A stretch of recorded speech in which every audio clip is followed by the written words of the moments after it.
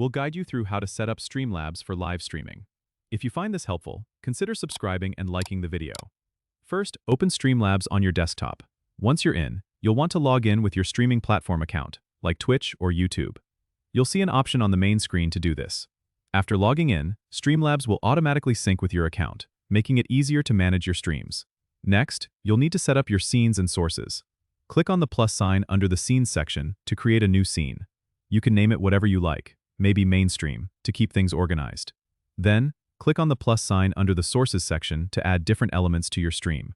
Here you can choose to add game capture, display capture, or even a webcam. For game streaming, select Game Capture.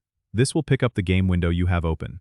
If you're planning to use a webcam, select Video Capture Device and choose your webcam from the list.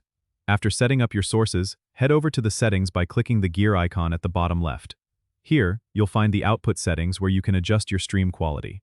Make sure to select a bitrate that matches your internet speed. Typically, 2500 to 4000 is a good range for 720p streaming. Then, go to the Video tab to set your base canvas and output resolution. Match these to your monitor's resolution for the best results. Before you go live, it's a good idea to do a test stream.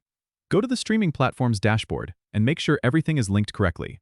You can also do a private stream to ensure all your settings are correct. Once you're ready, hit the Go Live button on Streamlabs and you'll be broadcasting in no time. Don't forget to subscribe and comment if this helped you out.